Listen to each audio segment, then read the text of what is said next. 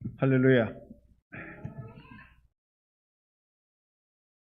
아주 영상이 새로워져 가지고 교회가 새로운 것 같습니다. 참 밝고 좋습니다.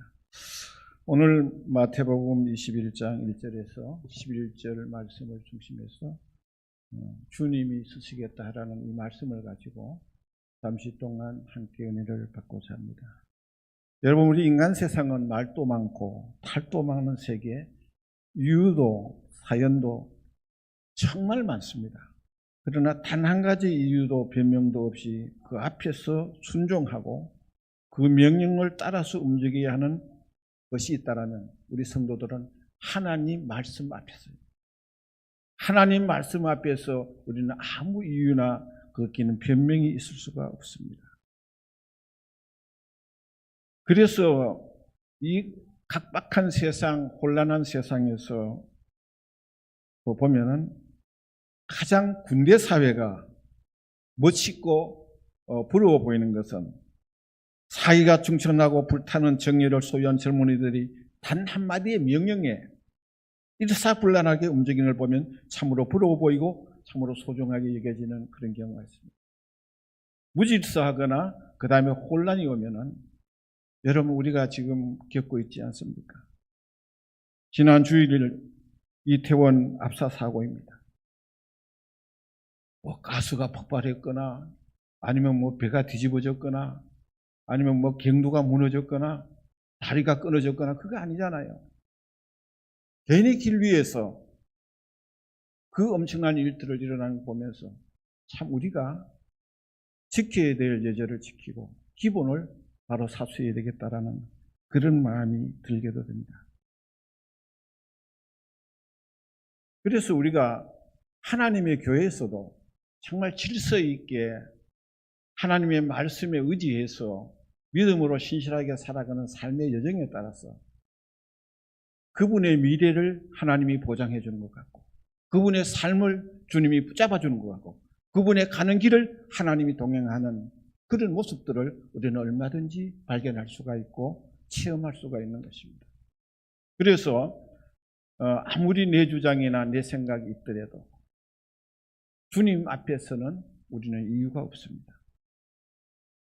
여러분, 우리가 가정에서 자녀를 길러도 집안의 가족 가운데 좀 두려워하고 영이 서는 사람이 한 분이 있으면은 버릇없이 안하무인격인 그런 자녀가 되지 아니하고 예절 있게 도덕성 있게 자랄 수 있게 되는 걸 봅니다. 오늘 본문의 말씀은 예수님께서 예루살렘으로 입성하실 때에 있었던 일입니다. 예수님이 예루살렘으로 입성하시는 일은 종종 있었습니다. 그러나 오늘 본문의 입성은 예수님은 십자가에 달려서 죽어야 할 왕으로 우리의 영원한 죄를 대속한 구속주로 예루살렘으로 입성하는 그 과정이었습니다. 예수님이 예루살렘으로 입성하실 때 나귀를 타고 들어가셨습니다. 예수님께서 나귀 타고 예루살렘에 들어가신 것은 첫째는 성경에 예언된 말씀을 이루시는 것이었고 그렇기 때문에 스가랴서 9장 9절에 보면 그런 말이 있습니다. 그는 공의로우며 구원을 베풀며 겸손하여서 나귀를 타나니 나귀의 작은 곳 나귀 새끼니라고 하였습니다. 두 번째는 겸손하시기 때문이었습니다. 모든 왕들은 개선 장군처럼 말을 타고 입성하였습니다만 그러나 예수님은 평화의 왕이시기 때문에 평화의 짐승인 나귀 새끼를 나귀를 타고 입성하셨습니다. 민중과 어린아이들이 호산나 호산나 외치는 환호 속에서 입성하신 내용을 우리는 볼 수가 있습니다. 이 호산나라는 말은 우리를 구원하소서 우리를 구원하소서 하는 이런 의미가 있습니다. 그래서 봉구밖에 매인 길 들려지는 새끼 나귀도 주님이 불러 쓰실 때가 있다는 거예요. 그래서 무엇보다도 우리 하나님의 교회에서 신앙생활을 하면서 쓰임받는 존재가 되어야 된다는 거예요. 쓰임받는. 어쩌면은 지금 새생명 축제가 여러분들을 쓰시려고 부르시는 하나님의 음성이라고 생각하면 됩니다. 나는 아무것도 할 수 없는데 입담도 없는데 친구도 없는데 그래도 내 주변에 있는 사람 한 사람이라도 주님 앞으로 인도해 보자라는 하나님의 명령이라는 생각을 가지고 만일에 우리가 접근하고 인도한다면 별로 어려울 일이 없어요. 여러분, 우리가 살아가면서 내가 이 세상에 살아가면서 보니까 상대방을 전도의 대상으로 보니까 다 괜찮더라고요. 그냥 우리 똑같이 보면 곤란하지만 내가 저 사람을 전도해야 되겠다는 그런 대상으로 봤을 때 우리의 행동이 달라지고 우리의 말씨가 고와지고 우리의 생각이 깊어지고 상대방을 이해하는 이런 모습들이 나오게 되는 것을 얼마든지 경험할 수가 있습니다. 사람이 세상에 태어나서 인간 세상에서 일원이 되었을 때는 쓰이고 그 다음에 싶은 욕망을 바로 살고 싶다는 욕망과 같다는 건 내가 쓰이고 싶어져야 돼요. 쓰여져야 돼요. 완전히 살고 싶다는 것은 쓰임받고 싶다는 뜻이고 쓰임받고 싶다는 말은 살고 있다는 의미예요. 필요 없는 존재가 된다면 어떤 의미에서는 살 의미도 없어지는 겁니다. 하나님의 교회에서든 어디서든 간에 나이를 많이 먹었든지 아니면 젊었든지 아니면 그 모든 젊은 세대들 어떤 누구든 간에 내가 지금 쓰임받고 있고 사용되어진다는 이런 자부심이 있을 때 살아가는데 거기에 굉장한 힘이 생기는 것입니다. 에너지원이 되는 것입니다. 어떤 구성원에서도 필요하지 못한 존재라고 생각이 들면 자신의 존재가 가장 비참하게 여겨지는 순간이 됩니다. 어떤 경우에서라도. 그래도 우리 할머니는 기도하는 사람이야. 우리 할아버지는 믿음의 사람이야. 이런 한 군데 위로가 있어야 살지. 만약 그런 부분이 없어지면 우리가 아주 비참해진다는 것입니다. 집을 지키고 있는데 아이들이 와가지고 아무도 없어요 물으면요 되게 섭섭하더라고. 그 말은 제 친구들, 제 사촌들이 있느냐 없느냐 묻는 말이지만은 나는 제 친구가 아니잖아요. 그런데 아이들이 와가지고 아무도 없어요 그거든. 할아버지가 있는데 그럴 수 있어요. 필요 없는 존재가 되어진다면 정말 우리가 때에 따라서는 삶에 대한 의욕을 느끼지 못하는 경우가 있습니다. 여러분, 주님은 우리를 창조하실 때 우리를 쓰시려고 창조하셨습니다. 그리고 죄로 말미암아 쓸모없는 인간으로 되어버린 우리를 불쌍히 여기셔서 십자가의 피로 구속하시고 값을 지불해요. 우리를 다시 바로 세워주셨습니다. 사람이 자기가 사는 환경에서 쓰임받지 못하거나 필요한 존재가 되지 못한다고 생각하면 너무나 비참하여서 살 맛이 나지 않습니다. 우리가 직장을 찾는 것은 자기 쓰임을 받고 싶어서 직장을 찾는 것입니다. 일단 일들을 찾는 것은 나를 좀 써달라는 그런 의미가 되는 것입니다. 청년이든 노인이든 사람 누구든지 자기 할 일이 있어야만 필요 존재가 되어야만이 살맛이 난다는 거예요. 어떤 곳에서라도 내 한 자리를 감당해 나갈 수 있는 그런 어떤 일들을 의미하는 것입니다. 여러분, 교회에서 받으시는 직분 자체가 하나님 앞에 쓰임받게 하시는 일꾼의 명칭에 불과합니다. 예를 들어서 집사, 권사, 장로, 목사, 전도사, 교사, 성가대원. 이게 뭡니까? 집사 일꾼이라는 뜻이에요. 권사, 좀 성숙하게 일할 수 있는 사람들이에요. 장로, 기름 부은 종들이에요. 목사, 메시지를 전하는 사람이에요. 전도사, 정말 전도할 수 있는 사람이에요. 그 다음에 교사, 가르치는 사람이에요. 하나님의 말씀을. 성가대, 하나님 앞에 찬양으로 영광을 돌리는 사람들이에요. 이 모든 사람들을 향해가지고 성도들이라고 합니다. 쓰임받는 역할에 따라서 다양한 호칭을 하게 되는 것을 우리는 볼 수가 있습니다. 이러한 직분을 받고 쓰임받지 못하면 자신의 존재 가치를 발견하지 못하여 대단히 많은 갈등을 가져오게 되는 것을 볼 수가 있습니다. 직분 자체가 뭘 해주는 건 아니지만 그로 말미암아 내가 어떤 역할을 하게 되어졌을 때 거기에 자존감이 있고 거기에 삶의 무게를 얹을 수가 있습니다. 이러한 직분을 바꿔도 하나님께 쓰임받지 못하면 결국은 자칫하면 세상이나 마귀에게 쓰임을 받게 될 수도 있다는 겁니다. 내가 내 시간을 주님께 쓰시지 않으면 마귀가 빼앗아가는 경우가 있고, 내가 내 물질을 하나님께 쓰지 아니하면 새 속에 탕진하는 경우도 있습니다. 내 육체가 하나님 영광을 위해 살지 아니하면 죄의 도구나 노예가 될 수도 있다는 것입니다. 그래서 우리는 정말 하나님 앞에 쓰임받기 위해서 이 자리에 주님이 불러주셨습니다. 그 부름에 따라서 우리가 살아야 되겠고 거기에 걸맞은 삶을 살아야 될 것을 의미하는 것입니다.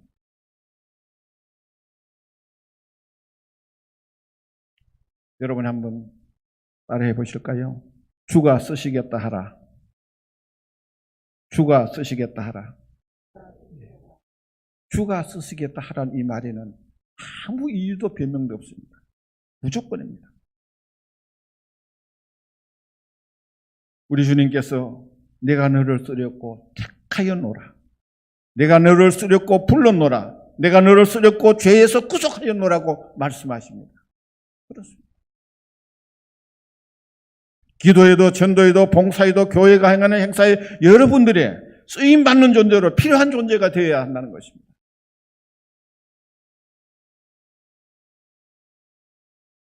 (2022년 11월 20일은 새생명 축제날로 이제 2주가 남았습니다. 여러분 이것을 어떻게 하면 좋을까요? 나는 집에서 가만히 생각하다가 이런 생각을 했어요. 두리두리 일일이 찾아가서 20일 날 모셔오자.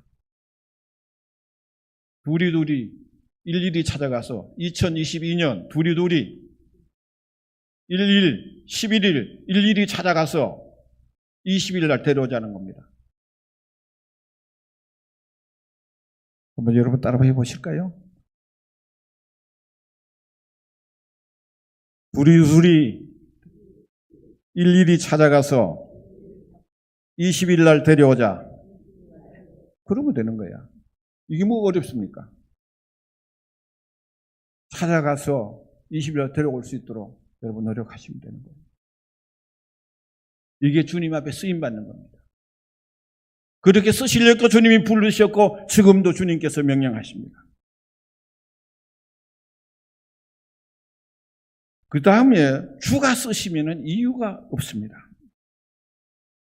마가복음 11장 2절에서 3절에 있는 말씀의 내용을 보면 너희 맞은편 마을로 가라.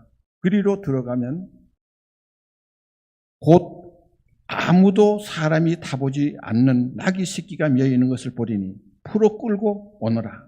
만일 누가 너희에게 왜 이리 하느냐 묻거든 주가 쓰시겠다 하라. 그리하면 즉시 이리로 보내리라. 감람산 벳박의 마을 맞은편에 메어 있는 나귀 새끼를 제자들이 푸니 거기 서는 사람 중 한 사람이 나귀 새끼를 무엇하려느냐 하며 제자들이 예수의 이런 말대로 할 때 이에 허락하는지라고 했습니다. 이 말씀을 읽으면서 이 말씀 속에서 우리는 많은 힘을 얻을 수 있는 부분이 있습니다. 예루살렘 가까운 감람산 기슭에 있는 벳박이라는 동네 맞은편에 매여 있는 나귀 새끼도 주님이 쓰실 때가 있었습니다.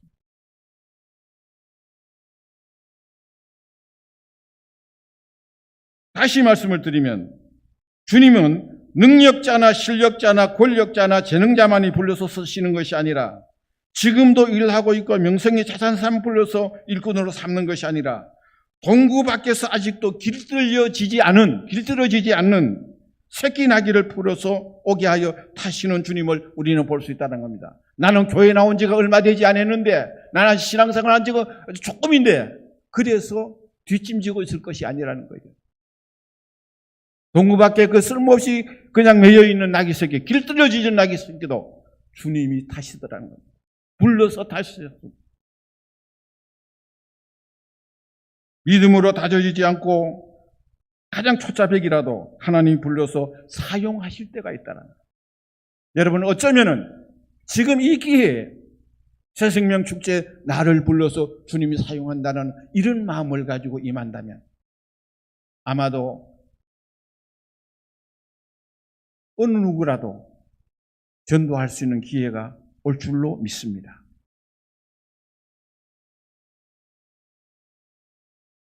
나같이 무능하고 부족하지만 때로는 그 같은 나를 부르시어서 때를 따라서는 장로로 삼고 집사로 삼고 권사로 세우시어 주님교회 일꾼으로 사용하시는 것 여러분 잘 아시잖아요. 우리가 무슨 자격이 있었어요? 목사의 자격을 가지고 타고난 것 아니었고 장로의 자격을 가지고 타고난 거 아니잖아요. 주님이 불러서 하나니까 하는 거잖아요. 그 쓰임에, 그 직분에 충실하게만 살아가자라는 겁니다. 내가 잘나서 내가 능력이 있어서 실력을 갖추어서 주님이 쓰신다는 생각은 큰 오산입니다. 사무엘상 6장 1절에서 16절에 있는 말씀의 내용, 여러분 이제 앞으로 곧 목사님 설교하시겠습니다만, 벗기를 메고 베스메스로 가는 두 암소는 금방 새끼를 낳은 소들로 사용하시어도 치우치지도 않고 제 길로 가게 하시고 제물로 하나님께 드려지는 모습을 볼 수가 있습니다.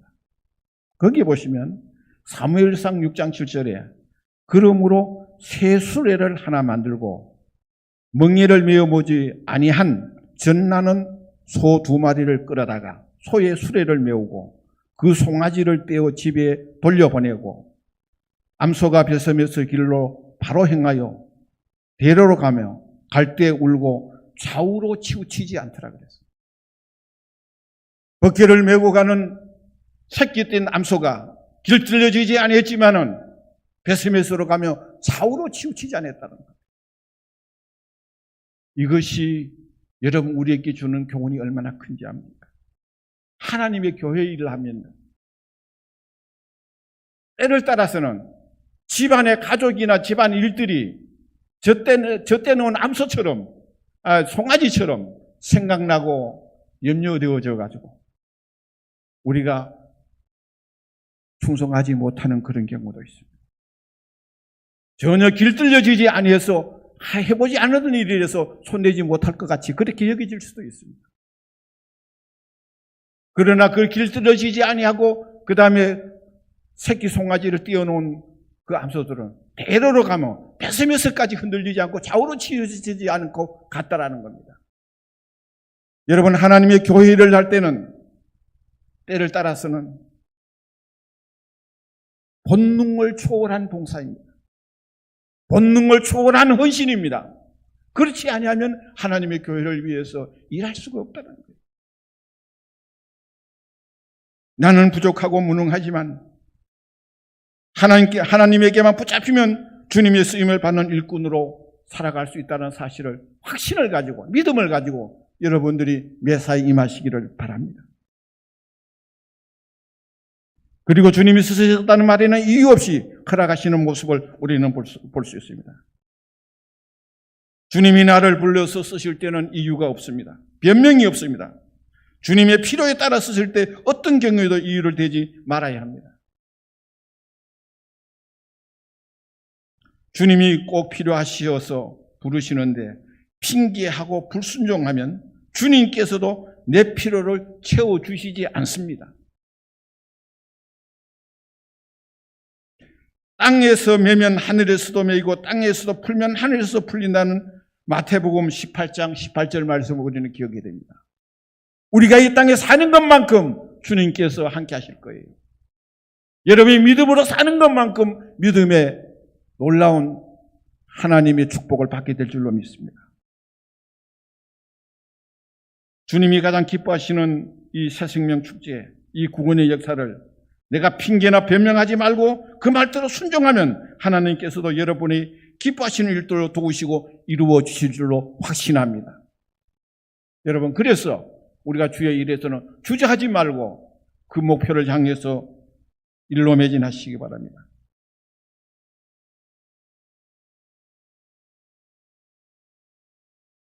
만일에 이런 기회에 우리가 쓰임을 받지 못한다면 하나님께서 그 이상 들어 쓰시지 않으실 수도 있어요. 우리를 통하여 영광을 받으시는 하나님이십니다. 저와 여러분들은 사실 아무것도 아니에요. 그러나 주님이 우리를 들어 쓰실 때 영광이 될 줄로 믿습니다. 예수님이 나귀를 타고 예루살렘으로 입성하는 모습을 한번 상상해 보십시오. 보잘것없는 새끼 나귀였지만은 예수님이 그 위에 타시니 제자들이 겉옷을 벗어 그 위에 깔았고 많은 사람들이 옷을 벗어 땅에 깔았습니다. 그리고 주님이 그 위에 타셨습니다. 그리고 나귀가 걸어갈 때 수많은 사람들이 옷을 던지며 종려나무 가지를 흔들면서 호산나 호산나를 외쳤습니다. 모든 영광 주님이 받으시지만은 나귀도 덤으로 영광을 받게 된 겁니다. 우리가 주의 일을 하다 보면 이 엄청난 놀라운 영광을 체득할 수도 있습니다. 그렇습니다. 우리 비록 허물 많고 쓸모없는 존재라 할지라도 내 등에 주님만 태웠다면 주님께서 쓰시도록만 한다면 우리들의 생은 기적적인 영광으로 날 줄로 믿습니다. 지난날의 과거에 어두웠던 거 다 영광으로 나타날 수 있습니다. 우리가 교회를 위하는 모습이 보여진다면 여러분들이 영광스러운 존재로서 어디서든지 간에 그것이 그대로 표현될 줄로 믿습니다. 때를 따라서는 내 허물까지 주님께서 쓰시도록 그 위에 나타나게 하는 경우도 있습니다. 내 죄악을 내 혼자만 가지고 있으면 망합니다. 그러나 그 허물까지 주님까지 허물이 있어도 주님이 타시면 그 허물을 들어서 큰 영광이 되게 하시는 그런 경우도 얼마든지 볼 수 있습니다. 여러분 보십시오. 다윗은 살인자요 간음자입니다. 그럼에도 불구하고 하나님이 사용하실 때 큰 영광이 나타났습니다.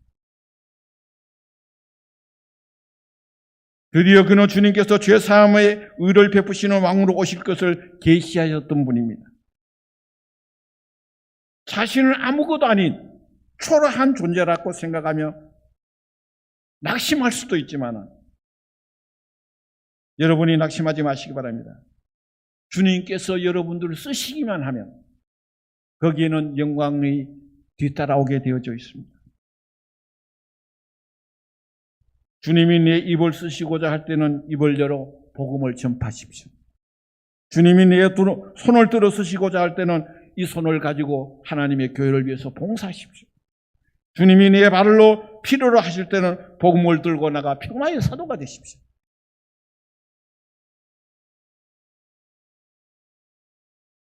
그럴 때 주님께서는 우리를 필요로 하실 때 기어이 아마 사용하시게 될 줄로 믿습니다. 주님께서는 높은 자도 쓰시기도 하시지만 보잘것없는 새끼 나귀 같은 존재도 들어서 쓰시고 영광도 받으신다는 사실입니다. 한때는 설레는 꿈도 같기도 하고 높은 지에 오르려는 야망도 품었을 것입니다. 그러나 그 꿈과 야망이 깨어졌다고 하여도 여러분들 낙심하시지 마시기 바랍니다. 이건 한 예화인데요. 요단강 계곡에 아름다리 나무 세 그루가 있었대요. 하루는 이 세 나무가 이야기를 했답니다. 한 나무는 말하기를 어떤 말을 했느냐 하면 나는 예루살렘 성전의 들보가 되어 수많은 사람들이 참배하러 오는 것을 바라보면서 위로를 얻어야지. 첫째 나무가 그런 말을 했대요. 두 번째 나무는 나는 지중해 유람선이 되어져 수많은 사람들이 타고 즐기는 것을 보리라고 그렇게 말을 했고, 그 다음에 세 번째 나무는 나는 큰 나무가 되어 가지를 뻗어서 수많은 사람들이 산에 오를 때 그 그늘 아래에 쉬어가며 나를 쳐다볼 때 하늘을 보게 해야 되겠다는 그런 말을 했답니다.